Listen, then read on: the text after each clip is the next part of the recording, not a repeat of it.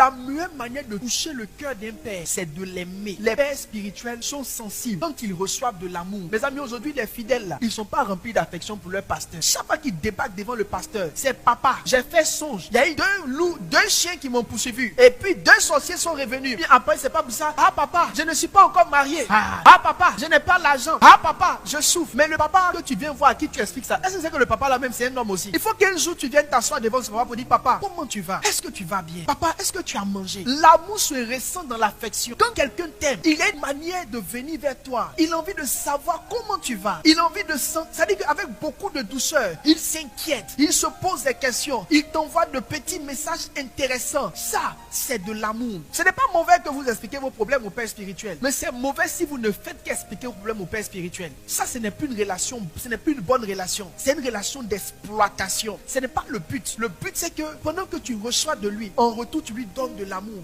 Ce qu'un pasteur reçoit de mieux chez ses enfants, la première chose même, c'est pas l'argent, c'est l'amour et l'affection. Apprenez à devenir des enfants affectueux. Il y a des gens qui sont dans des églises, ils n'ont jamais cherché à dire bonjour au pasteur. Ils viennent juste pour écouter le message et ils rentrent chez eux. Ils écoutent le message et ils rentrent chez eux. Comme c'est un magnétophone qui prêche là. Continue d'écouter le message et de rentrer chez toi. C'est pas un magnétophone, c'est un homme, c'est un humain qui a des challenges, qui a des défis, qui a des problèmes, qui a aussi ces temps de tempête. Un jour, Jésus a dit, Pierre, Jean-Jacques, priez avec moi, car je suis triste. Mon âme est angoissée. Ce jour-là, il a appelé Pierre, Jean-Jacques, qui étaient ses enfants. Il a demandé que ses enfants soient autour de lui et que ses enfants lui donnent de l'affection. Est-ce que vous savez que souvent, vos pères, vos pasteurs ont besoin juste de savoir que vous êtes là et que vous pensez à eux. Vous savez, même quand vous donnez de l'argent, c'est pas le montant qui touche. C'est juste de savoir que la personne là, elle pense à toi. Et c'est des choses qui touchent. C'est pourquoi dans une église, très peu de personnes prennent l'onction, prennent le manteau. Et je parle à ces gens qui disent, je n'aime pas fatiguer le pasteur.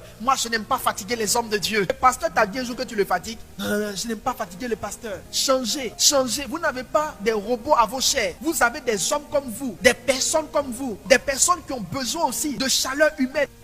En dehors de l'amour, tout le reste, c'est des profits. Arrêtez d'aller dans les églises pour chercher les solutions. C'est pas sain, c'est malsain. C'est malsain. Jésus est la solution, mais Jésus utilise des hommes. Quand vous entrez dans une église, partez pour bâtir des relations. Parce que l'esprit de solution, là, ça dit, je viens, prophète, fais ton miracle, je vais partir, je vais gagner en temps. Ça, c'est pas une vie. Si c'est à ça que l'église tient, c'est mieux de ne pas être pasteur. C'est la bonne manière. Arrêtez ça. Quand vous entrez quelque part là, bénissez Dieu pour les personnes que Dieu vous donne. Reconnaissez les pères. Pendant qu'ils prient et qu'ils se sacrifient, que Dieu vous bénisse au fur et à mesure. Témoignez-leur votre amour. Quel est ce fils qui aime son père, qui est toujours en train de fouiller dans ses erreurs? Quel est ce fils qui aime son père, qui est toujours en train de fouiller dans ses faiblesses? Un père spirituel, ce n'est pas un Dieu spirituel. Un père spirituel, c'est un homme qui a accepté d'avoir un peu plus de connexion. C'est-à-dire, il prend une partie de la connexion pour lui et puis il prend le restant là pour les autres. Il a le droit de se tromper. Il a le droit de se perdre. Il a le droit de faiblir. L'amour couvre les fautes. Si vous voulez savoir si quelqu'un aime vraiment, remarquez comment est-ce qu'il défend. C'est dans la défense qu'on voit l'amour. Une mère qui aime son enfant, peu importe ce que tu dis sur son enfant, elle va trouver une excuse pour le dédouaner. Un fils qui aime son père, peu importe ce qu'on peut dire de lui ou même ce qu'il peut faire, même si le fils l'a vu, il va trouver une excuse. Ça, c'est l'amour. Vous savez, les pasteurs ont été là quand vous étiez faibles. Le jour où les pasteurs sont faibles, vous devez être là pour eux. Vous ne devez pas être là pour vos pères quand ils sont forts. Et quand vos pères commencent à tomber et à chuter, vous